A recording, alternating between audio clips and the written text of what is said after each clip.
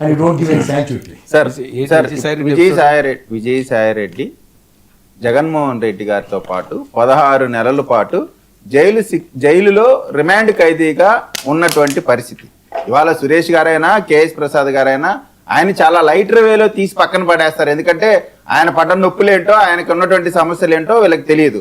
ఇప్పుడు ఇంకొకటి, జగన్మోహన్ రెడ్డి గారి కుటుంబ సభ్యులనే నమ్మించలేని జగన్మోహన్ రెడ్డి గారి కేసులో A2గా ఉన్నటువంటి వ్యక్తి నమ్మకాన్నే కోల్పోయిన జగన్మోహన్ రెడ్డి గారు వైఎస్ఆర్ కాంగ్రెస్ పార్టీ 29లో అధికారంలోకి వచ్చిందంట. వచ్చినాక వీళ్ళు గంగమ్మ జాతర అంట.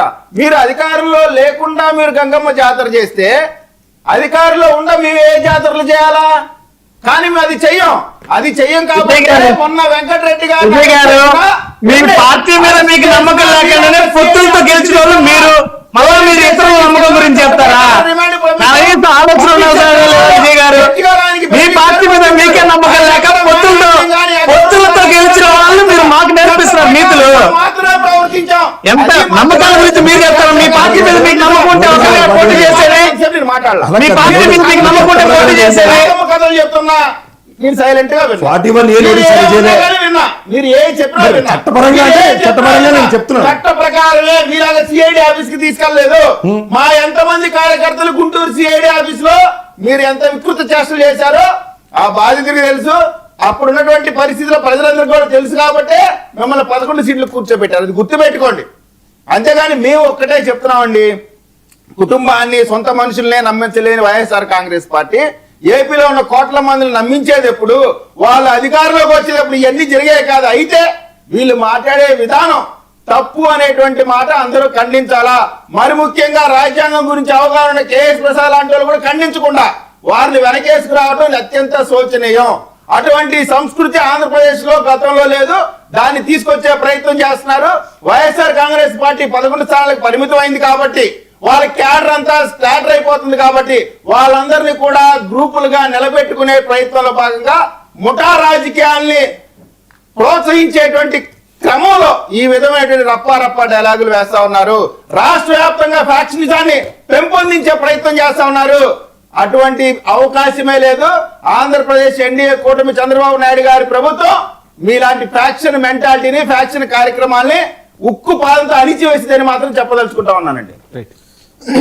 సార్, విజయసాయి రెడ్డి గారు క్షవరం అయితే కానీ వివరం తెలియదు అన్నట్టుగా ఇవాళ రోజున పవన్ కళ్యాణ్ గారి గురించి అసలు మంచి స్నేహబంధం అన్నట్టుగా మీడియా ముఖంగా తెలియజేస్తున్నారు.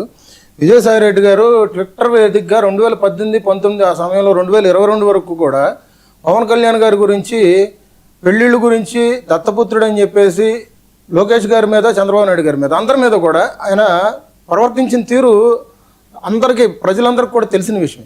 కానీ ఇవాళ రోజున మీడియా ముఖంగా వచ్చేసి అదే క్షవరం అయితే కానీ వివరం తెలియదు అన్నట్టుగా ఇవాళ రోజున శాంతి అని చెప్పేసి ప్రశాంతంగా వ్యవసాయం చేసుకోకుండా మళ్ళీ రాజకీయాల్లోకి రావాలన్న ఉద్దేశంతో ఇవాళ రోజున పవన్ కళ్యాణ్ గారికి నాకు ఏదో స్నేహపూర్వక సంబంధాలు ఉన్నాయి, మాకు 20 సంవత్సరాల నుంచి సంబంధాలు ఉన్నాయి, నేను ఇప్పటివరకు పల్లెత్తు మాట మాట్లాడలేదని చెప్పేసి కళ్ళబొల్లి మాటలు చెప్పడం అనేది కరెక్ట్ కాదు.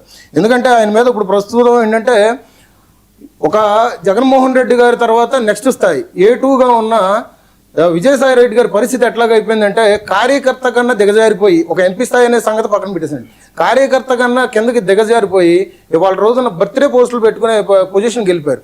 ఇవాళ రోజున ఆయన భూదందాలు కానీ, ఆయన అక్రమాలు కానీ, అక్రమ సంబంధాల విషయం కానీ ఇవాళ రోజున చెప్పాలంటే కానీ ఉత్తరాంధ్రలో ప్రతి ఒక్కరు కూడా అరువు మీద కూర్చొని కూడా వాటి గురించి చర్చించుకుంటున్నారు. ఇవాళ రోజున విజయసాయి రెడ్డి గారు జనసేనలోకి వస్తారని చెప్పేసి ఏ విధంగా నమ్ముతాం?